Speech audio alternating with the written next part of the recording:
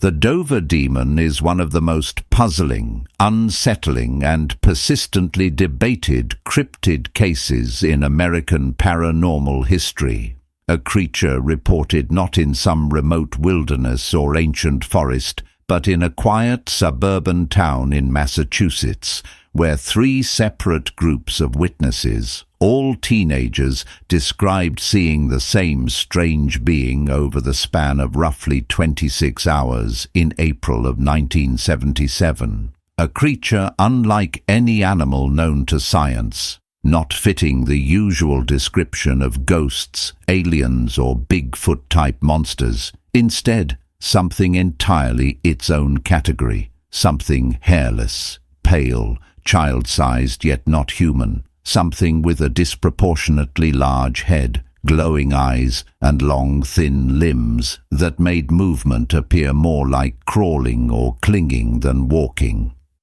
The entire mystery begins on the night of April 21st, 1977, when 17-year-old Bill Bartlett, driving along Farm Street with 2 friends, saw what he first assumed was a small animal sitting on a low stone wall beside the road. But as the headlights illuminated it more clearly, he realized it was not a dog, not a cat, not anything he had ever seen before in his life. Something with a head shaped like an egg, smooth and hairless, with huge round orange eyes that reflected the light like glass marbles, and a tiny body with long, unnaturally thin arms and fingers gripping the rock as if it were trying to climb or stabilize itself, as if the creature were unfamiliar with movement in this environment.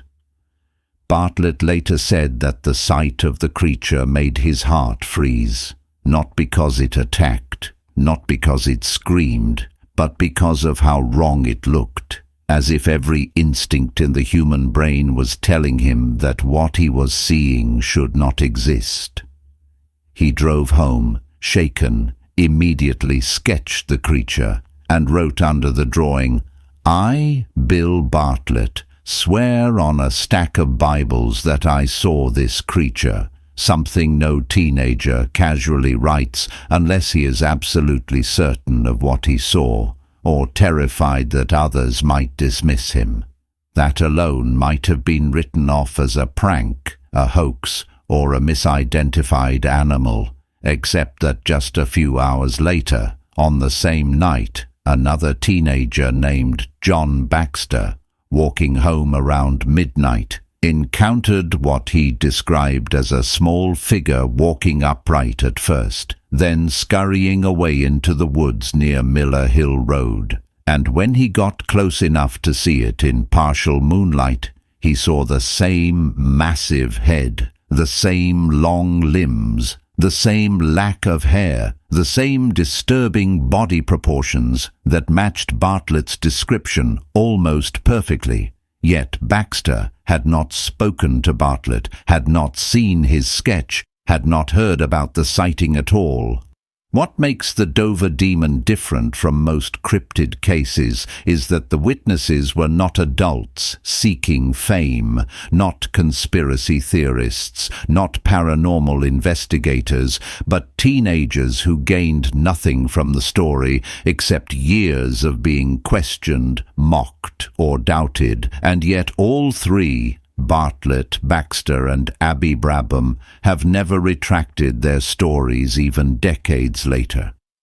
The 3rd sighting occurred the following night, April 22nd, when 18-year-old Abby Brabham, driving with her boyfriend, saw the same creature near Springdale Avenue, this time with glowing green eyes instead of orange. But again the same egg-shaped head, the same thin, child-sized body, the same crawling posture, and her description matched the others despite being seen from a different angle, in a different light, at a different time, and without knowledge of the earlier sightings.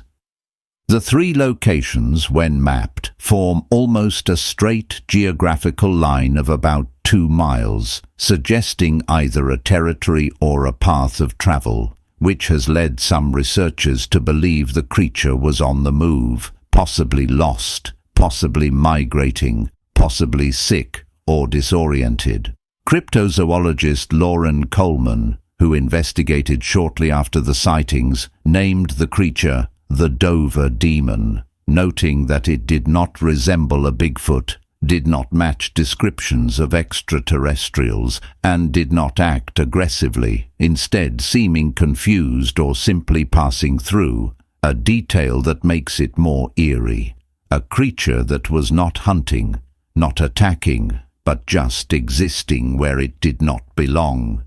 Skeptics have suggested the sightings were a hoax, yet no witness ever changed their story or admitted fabrication, and the similar descriptions from unrelated teens within such a short time are statistically unlikely if invented independently. Others have suggested it was a foal, a young moose, or a sick animal suffering from hair loss, but none of those animals have heads that are disproportionate to their bodies in the extreme way described. Nor do they crawl on walls, nor do they have glowing eyes without a visible snout, nor do they move on four limbs with human-like fingers instead of hooves. Another explanation was that it could have been a snowy owl, but owls do not have long arms and legs, do not sit on wall,